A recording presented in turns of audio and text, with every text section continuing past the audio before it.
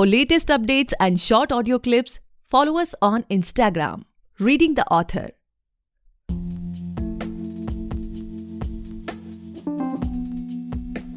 Hey guys, welcome back to the podcast Reading the Author, a unique show where we read authors' mind and not their book. Meanwhile, I truly believe and pray that you and your families are completely safe and healthy as well.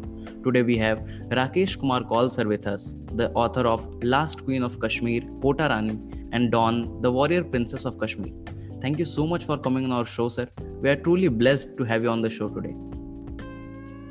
Gaurav, thank you for having me and wishing everybody happy spring. May this be a beautiful year ahead of us. Yeah, thank you. So, sir, my first question to you is before we get into the podcast and know more about your books, I would request you to please just introduce yourself to the listeners and let us know something about your childhood, your journey, and all those things. So, my family is originally from Kashmir. I got educated in Delhi. Then I went to Delhi Public School, IIT Delhi. Then I came to America. I was the first Indian that was making silicon solar cells for NASA space program. Then I got my MBA, ran some very big businesses. And now I spend 1/3 of my time on commerce, 1/3 on culture, 1/3 on creative. And the books are part of my creative. I suppose when I was young, I just loved to read. See, Gaurav, we did not have television. We did not have iPhone. We only had All India Radio. So I used to love reading, and I have a feeling that I studied hard at school just because I could win the prizes, which were these books that would be brought from England. So, and those books were expensive. So every night I'd finish my homework very quickly so that I could then jump into bed and read. And so that sort of was my hour to travel to faraway times and faraway lands. But the best part was, every summer we'd go to Kashmir and we were part of a large family, just like olden times. I'm sure you remember in Varanasi being part of a joint family. And all the boys and girls at night would get together. And we'd tell each other, especially the older boys, we'd tell each other monster stories. And, Kashmir has a lot of monster stories, like Runtus. Runtus is this monster whose eyes run parallel to the nose. They're vertical eyes, and whose feet are backward. We have a monster called Weawap, and Weawap has hyena genes, but likes to wear a gentleman's hat. So there's just a whole array of monsters, and we tell each other stories. So stories were always sort of part of my makeup. Okay, so sir, as you have shared about your journey, to be honest, sir, I haven't read the book yet, but from the title itself, I can see that it has some connection from Kashmir. So can you share some insights of both of the books with us? Yes. So The Last Queen of Kashmir is the story of a real life queen, and it turns out she was the last Hindu ruler of Kashmir, and that was the end of Hindu rule. And I came across that story in a very strange way. Would your listeners like to definitely, sir. Hear how I stumbled on it? So, my wife's last name is Dhar, which is a common Kashmiri name. And I was researching that name, and I came across this gentleman by the name of Birbal Dhar in the early 19th century. At that time, Kashmir was ruled by the Afghans. And even by the bloody standards of Kashmir's history, they were especially oppressive towards the Hindus. So all the Hindus came to Birbal Bhar, who was a nobleman, and said, please do something. So the governor Azam Khan, of course, had his guards completely sealing off the passes in the valley. So Birbal and his son, they went through the back passes and eventually reached the court of Maharaja Ranjit Singh. And he welcomed them and he said, you wait and we'll see what to do. But Azam Khan had found out about Birbal's disappearance and he went mad. He asked his guards and his army to search for Birbal's wife and his daughter-in-law. They couldn't find them. But eventually a traitor revealed their hiding place. And the guards went there. They captured the beautiful young daughter-in-law. And history tells us that she was immediately taken back to Afghanistan and sold as a slave. So we don't have much more information on that poor unfortunate girl. But before they could capture the wife, she swallowed poison. And when she swallowed poison, she said, know that there will always be a Kotarani. Remember me to my husband. Okay. So my heart was obviously, like anybody else who would hear or read the story, filled with sorrow at this tragic episode. But it did leave a question. Who was this Kotarani? I thought I knew a lot about Kashmir, but I didn't know anything about Kotarani. And Gaurav, it took me 7 years to collect materials from India, Persia, Germany, elsewhere. And then a picture emerged.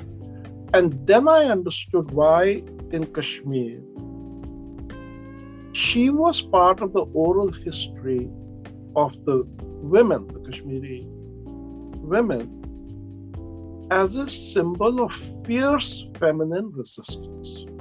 Okay. And she is probably, if not the greatest, at least one of the greatest queens of the world that had been hidden away.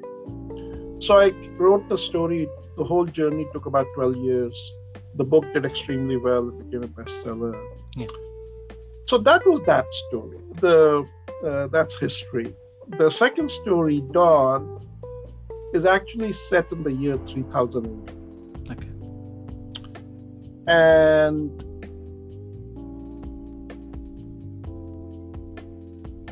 Dawn is the story of this 16-year-old girl who's living in a cave in Mount Kailash with her mother in the year 3000. And on her 16th birthday, she discovers that outside her cave, there are 5 billion men supported by robots and ruled by a ruthless tyrant. And they have all been tasked to search for her, hunt her down, capture her, and then she'll be sacrificed. So we'll talk more about that. But both these stories are about women warriors, one a historical warrior, one a future warrior, and we'll talk more about what makes these two stories very unique from an Indian literary point of view. We'll talk. Okay, so it seems like really interesting books. So, can you share what motivates you to write on these topics? So,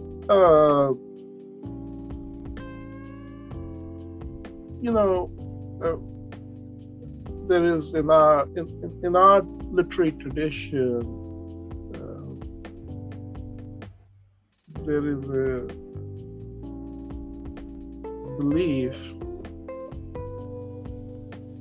that what motivates you to write is what there is a Hindi shabd for it.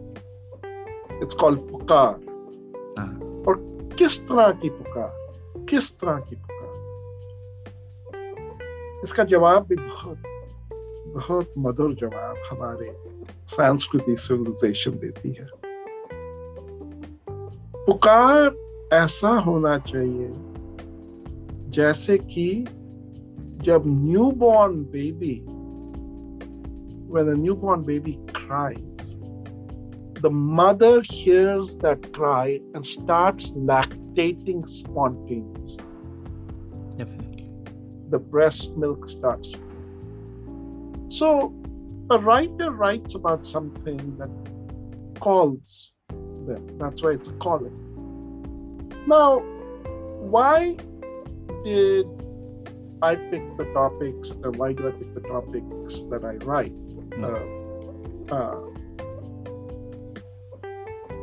I picked the topics in these two cases because India में, भारत में हमारा ये एक belief है that when you are born, you're born only with one birthright. Just one birthright. That birthright is to be all you can be. And if you play your cards right, follow the right way of life, to become infinite, to become boundless. Jivan Mukti. True. While you're alive, complete fulfillment, complete liberation. That is the only birthright we have got. So, my two stories deal with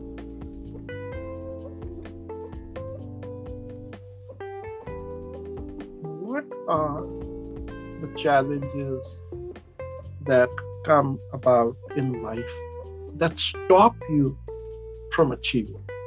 And more importantly, my two stories tell you how to overcome those challenges and be all you can. Because ultimately, the purpose of a heroic story is that the hero should ultimately be you. Definitely. Ultimately, it's about you learning from the story and saying, you know what? When I face a challenge like this, the way Kota Rani faced, the way Dawn faced, I too can do it. That's what writing for me is all. Basically, the main purpose of reading a heroic or watching a movie like that is like what we do is just imagine ourselves in those characters, and just we think about the consequences and like how we will proceed, or we will get an idea like, yeah, I will do also like this. Yes. जब हम पढ़ते हैं कहानी राम या हम पढ़ते हैं अर्जुन के बाद, ultimately you are putting yourself in. Definitely. So we can expect more such books from you, sir, or you want to experiment a little bit in the other genre as well? So first, let me explain what genre I write in, because it is interesting to me that, and both my books have gotten great reviews. They've gotten great reviews, and I'm very grateful. Dawn was selected for the Jaipur Literary Festival, and I appreciate that. Kota has done well. But from a literary point of view, Gaurav, while I write in English, I'm the first author. There are many great Indian authors in English, many extraordinary. For example, an author that I have enormous respect for, V.S. Naipaul, Nobel Prize winner. Oh, amazing. So there are many great authors. Many authors, it goes without saying, that are popular authors that are far better known. But I make a small claim.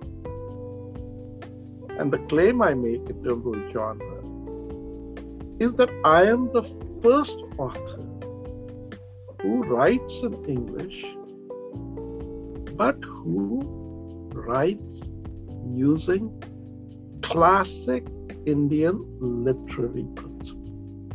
Okay. The book on Kota Rani is written in Shant Ras. Okay. There are only two great books that have ever been written in Shant Ras because it is an impossible ras to write a composition. The first book is Mahabharata. That was written in Shant Ras. Okay. The second book is Kalhana's Raj Tarangam. That's it. Kota Rani is the third great book that has come out in Shant Ras, and certainly in English language, the very first. Similarly, Dawn has been written in the Adbhut Ras, the Ras of Wonder. And Dawn is the first book that within Sahitya has revived the grand Niti genre. Niti genre, some of your listeners may recognize, the first great collection of Niti stories was the Panchtantra. Yeah. We think of Niti now only when applied to politics. We think of Chanakya. We have forgotten that Niti was originally a wise way of life for which stories were written. Niti stories were what people used to read and hear. Before there was Google algorithm, before there were TV anchors, before there were gurus, before there was religion, what did people turn to for the wisdom of life? They turned to Niti stories. So Dawn is the first modern, grand Niti story. So my genre is Indian classical genre, but applied not only to past but to the future.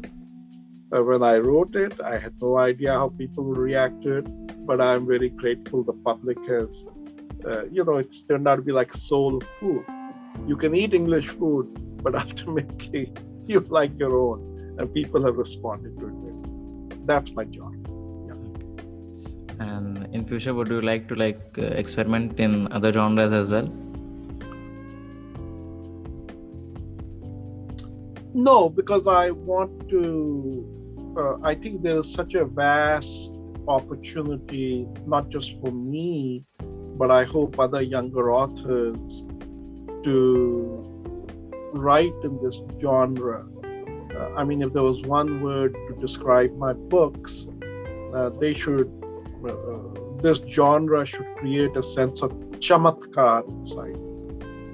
And so it's such a vast ocean that is a treasure that has not been discovered. I think I've opened the doorway in it.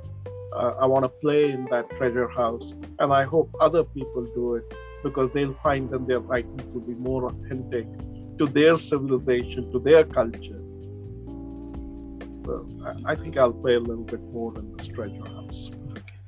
And my next question to you is that, where do you see yourself in the next upcoming 5 years, and how do you see yourself as a brand? I have been in conversation with many authors, and they were they want their name to be specific, specific in the sense if a reader read out their name, they have certain mindset that if this is the author, this will be the kind of book they must have written.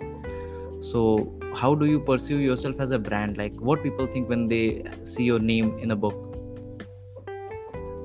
So in one word, radical. But radical not, I'm sure you're surprised by saying that. Radical not in the sense that it's commonly understood. Okay. Radical in the sense of the literature Nobel Prize winner, Saul Bellow, He was at the University of Chicago, where I went and got my own. And Saul Bellow used the word radical that defined something where the author has done deep research and comes out with a new creation that is remarkable. And when I wrote Dawn, for example, the chapter 1, Dawn with her mother in a cave in Mount Kailash, I went to Mount Kailash. So my wife and I went to Mount Kailash. So one thing that my readers, when they go travel with me, they will experience remarkable feelings. Their mind will expand and they'll come out of it empowered. Okay. And where do you see yourself in the next upcoming 5 years, sir, in terms of writing? Well, I don't have drishti in terms of writing. I only have srishti. And I have told you that something will strike me, the pukar will come, and when it comes, I'll sit down and then I will write. So my writing doesn't come from the mind. Mind can plan. You say, where do you plan to do the next writing? My writing comes from the heart. And the heart cannot be programmed. The heart follows its own direction. Definitely. Ichha Shakti, you can't control. In fact, there's, Kota Rani, chapter 1, opens a very interesting setting. She is about to graduate from Sharda Peeth University, which is in Kishanganga Valley, across the line of control in Pakistan-occupied Kashmir. And she's sitting on the floor and she's surrounded by these pundits, and they are asking her very tough questions. I mean, you should just read and see how tough our teachers used to be. And the one question, there are a lot of very interesting questions. The one question, Gaurav, that's there is she's asked, what is faster than the mind? What do you think, Gaurav? I mean, thought is so fast. Right? What is faster? And she replies correctly, desire. So, Ichha Shakti is the most powerful force because that's what moves everything. That's the trigger. So, इच्छा शक्ति के लिए ही मैं इंतजार करता हूँ. जब वो इच्छा आती है, जागरण होती है, तो फिर मैं उसका गुलाम बन जाता हूँ. Sir, I would like to mention one thing. Like, as you have shared earlier, from more than 50 years you are outside India, right? But still, the words you remember is like completely shocking. Like the Hindi words which you are using, it's like the essence of India is still there in you. Dil fir bhi Hindustani. Definitely. Well, one is certainly I'm a very proud Indian. I grew up in an India which had a lot of dreams. Our parents' generation, Gaurav, I'm sure when you look at your respected father, I think I can safely make this bet because it's true of most people. You're probably more successful than your father, but I can tell you, your father had greater ideals than you. Right? That was true of that generation. Definitely, indeed. Ideals. And so I grew up in that generation. I was surrounded by that generation of people who had great ideals. So all of us certainly, even though we may be in America or elsewhere, I'm in America, we certainly, when we left the country, we left with that pride about India. And I'm looking forward to August 15, because starting August 15 will be the 75th anniversary of India's independence. So it'll be a great year to celebrate. But separate from that, Gaurav, one of the things that has attached me is, as you know, the genocide of the Kashmiri Pandits in Kashmir and our ethnic cleansing on January 19, 1990. So that's something that sort of has, it's a negative hook, but that has tied me into the valley. And we continue to work so that we can get justice. But yes, I love India. I travel a lot in India. I have business in India. I want India to be great. I think it's an extraordinary civilization.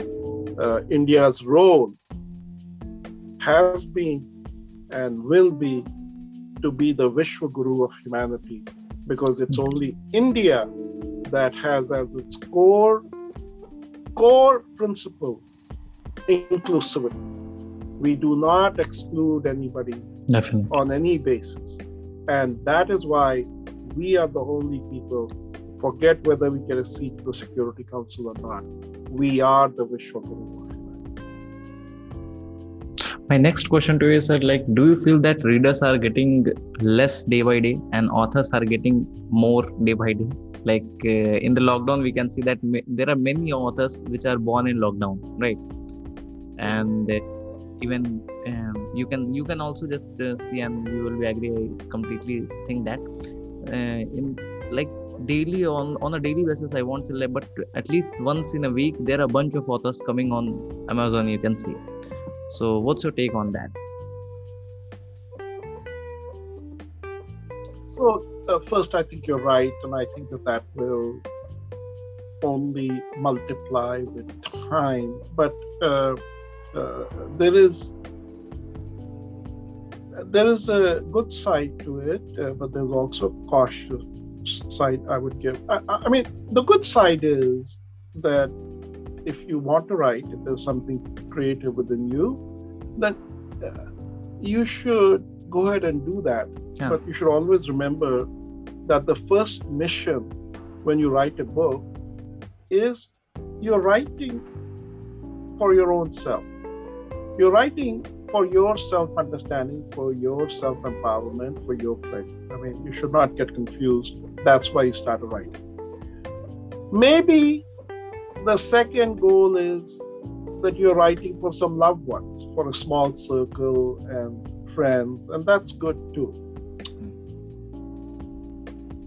Third, then, is that you're writing for the marketplace, right? You now decide, okay, I have something, I want to find an agent, I want to find a publisher. This is where now the suffering begins, because now you are in the world of vanity and ego. This is where now the competition begins. But my attitude is very much like this. Once you have created and written something, and you put it in the marketplace, you should have the attitude that our ancient artists did. They created a statue or a murti. Did they write their name on it? No. They put it out there. It's for the world.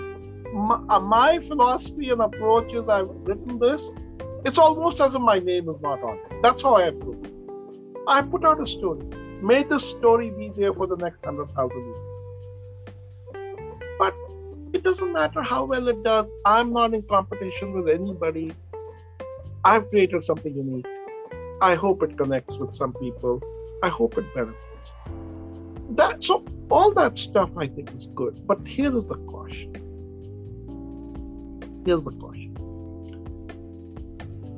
The word Sahitya, Gaurav, was actually first coined in Kashmir by an aesthetician by the name of Kuntaka. And Kuntaka said Sahitya, which reflected the old understanding, Sanskrit understanding, that Sahitya is the combination of two words, Shabd and Arth. And Shabd is the word and Arth is the meaning. But he said in Sahitya, see, you can write on Instagram, you can write on Twitter, you can write on Facebook, you can write as a journalist. There are infinite types of writing. But Sahitya is a very specific writing, where the word and Arth, according to Kuntaka, had a certain relationship. And what did he say was the relationship? He said the relationship was that a great writer, when he writes Sahitya, any word can have 12 different meanings. That's the first thing. The second thing he said was that a great writing, the word rises. Vak, Shabd rises. And ultimately, it rises to the level of consciousness. Great writing, like Ramayana, Mahabharata, these stories, these words are at the level of your consciousness. Indeed. So, my only humble submission is, अगर आप में ये अब आई है पुकार कि you want to express in life, just as you would not jump into an ocean without learning how to swim, कुछ तो थोड़ी literary training, Definitely. और कुछ तो जो authors, great authors, जिसका genre आपको inspire करता है, उनको study this before you jump in. Otherwise, you will have heartbreaks, you will drown, you will frustrate yourself. If you're going to do it right. Definitely, because just trying like half away without knowing anything and just writing anything, Yes. and definitely you will be expecting something good. So if that won't happen, then you will be like, oh, it's not a good feel and all those things. Yeah. Okay. And like, sir, do you prefer it as a hobby or a full-time job? On your personal note. I wouldn't say either. I would not say it's full-time. I wouldn't say it's part-time. Yeah. Every moment of my life is equally valuable. I dedicate a certain amount of time to this activity as I do to commerce, as I do to my charity. So whatever time I dedicate to it is very important. And as important as time I dedicate to other activities. So there's no full-time, part-time. It's a very important. It's like everything have a certain slot in your life. Yeah, yes, completely managed thing. Yeah, everything has an important, and this is a very important dimensionality. Okay. So now coming to your personal life, sir, like, can you share with us like what was the happiest moment of your life till now? I've had many happy moments, but I've had only one moment of bliss. Okay. That moment of bliss was when I went on Mount Kailash Yatra.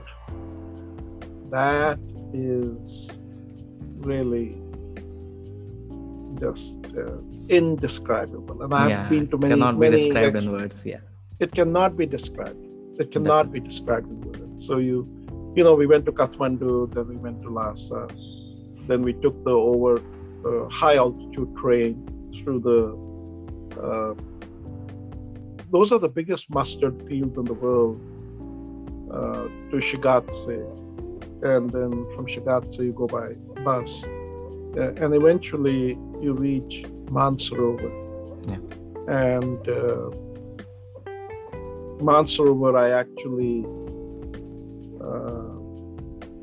went at 3 a.m. at night to the lake, because in Mount Rover at 3 a.m., 4 a.m., these lights come that the sages have described, which are supposed to be consciousness. And then you next morning go half an hour and you cross Yamdwar, and then you start the trek to Mount Kailash. And Gaurav, it's indescribable. So everybody and anybody, aap to abhi naujawan ho, abhi jao, but don't wait till you're late. Definitely, sir, will go. But so I've had many happy moments, but bliss, ecstasy, this is indescribable. Okay, so my next question to you, sir, is like, do you feel stressed while releasing of a book? Like you say, and do you set certain like milestones for a book? No, I feel more stressed, frankly, when I am pressing the save button on my laptop. कि बाप रे बाप, यार ये कोई गलती से manuscript delete ना हो जाए। उसमें मुझे ज़्यादा खतरा लगता है, डर लगता है, because that's the nightmare of an author with the digital age, that कहीं गलती से while you are saving, you might end up saving a black thing and destroy your manuscript. Even I check When twice. You relate to that, right? Definitely. So when you release it now, that's just a happy moment. You release it, friends come, and good things happen. And the next few months, then you go publicize it, evangelize it. No, that's not at all. That's not. Okay, sure. And what's your current mental state, sir, as a writer and as a, in your personal life? Or what are the things you want to focus on at this age? First, my mental state is very good. I don't spend too much time on Twitter. So I think my mental state is pretty sound. Definitely going to be good then. and I feel very creative. And I want to write in the sense that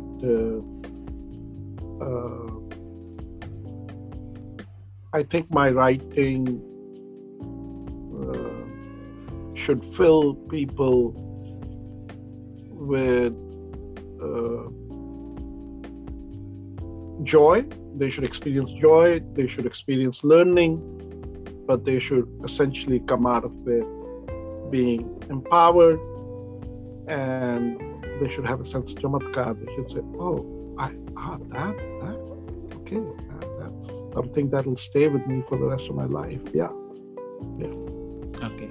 And my last question to you, sir, like, can you give us like 3 life advices, whoever to listening to this podcast, from your experiences? Well, you mean authors or just generally? No, anything. It's not specific to authors, but it's about anyone who is listening to this podcast. What they can, what are the life advices which you will give? Because it's something coming from you. It's totally like a blessing for all of us who are listening to this. So that was the fundamental question that Niti tried to answer. Niti was concerned about the way of life that would get you to your end goal, that would give you complete fulfillment, that would give you joy. And Niti made a great claim, a grand claim, that there is a Niti solution for everything in life. Whatever problem you have, there's a Niti solution. And that's why I want folks to read Dawn, because it will empower them in a very practical way. But how do you become a Niti warrior? So that every day you are acting the way Niti tells you to. And it's very interesting, your question. Niti tells you three things. It tells you to do three things in life. They're so simple. If you do them, you will find how your life will change and how you will become. First thing Niti tells you is have 5 close friends. Okay. If you look at our civilization, from the time of the Pandavas to the Panch Pyare of the Sikh Guru, having 5 friends has some very deep significance. So people today want followers and all that. That's all nonsense. Make sure you have 5 close friends. We can get into why, but right now I'm just giving you the Niti advice and why I want everybody to read Dawn and also go there. The second thing Niti says is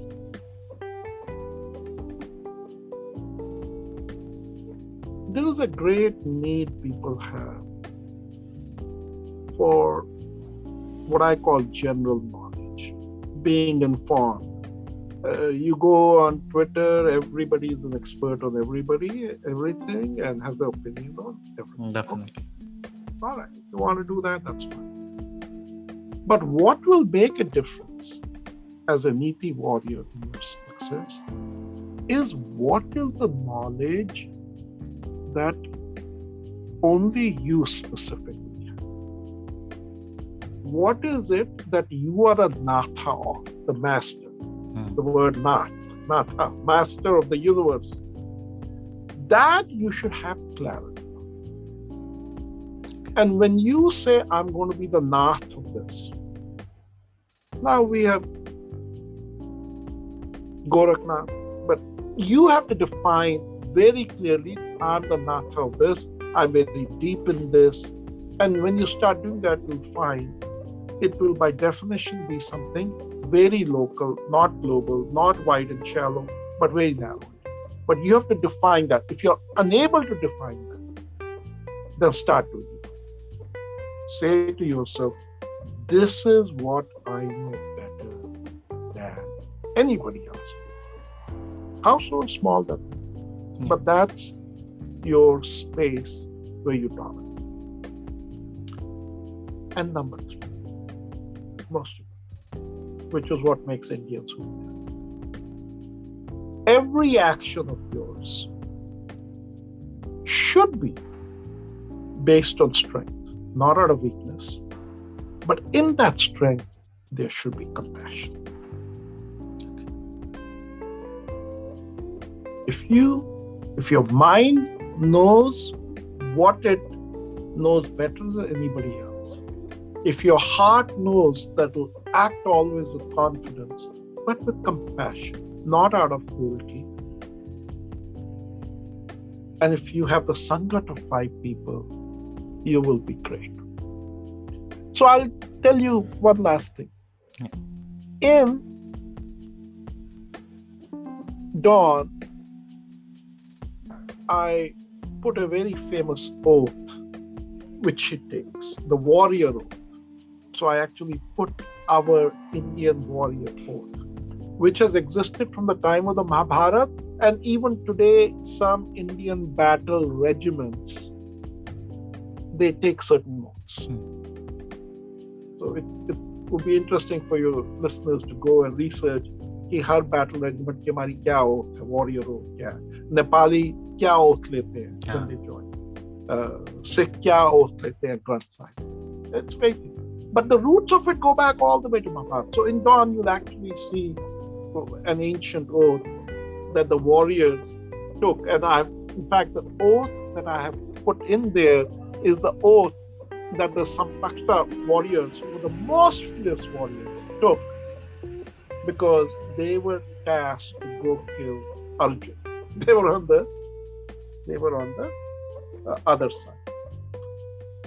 It's a wonderful oath. And you know what is the last sentence of that oath? The last sentence of that oath, the warrior oath, is this. And when I kill, may I look beautiful. See, the Indian warrior never kills out of hate. The Definitely. Indian warrior kills only because dharma has to be present. To this day, you see our Indian army. They go, they are winners, but there's no hate. When Soviet, there's no hate at all. They've done their part. Not so for ugly people, not so for ugly ideology, not so for ugly framework. So this idea of 5 friends, deep knowledge, so you know what you're an expert in, and a confident heart, but with compassion. This has been our success formula. This is what we should follow. But go read Kotarani, go read Dodd, and then you'll get the totality of the chamatkars. Okay, definitely. Okay, so that's all for today, guys. I hope you must have enjoyed the episode. If you do, then please follow our podcast, Reading the Author, available on almost all the leading podcast platforms. And don't forget to buy the book, The Last Queen of Kashmir, Kotarani, and Dawn, the Warrior Princess of Kashmir. Thank you so much, sir, for coming on our show and blessing us with your words. It was truly an amazing experience to have you on the show today. Thank you. I'm happy you used the word amazing, because that's what I try to do. I try to create chamatkar, literary chamatkar. Really a pleasure to meet you and your listeners.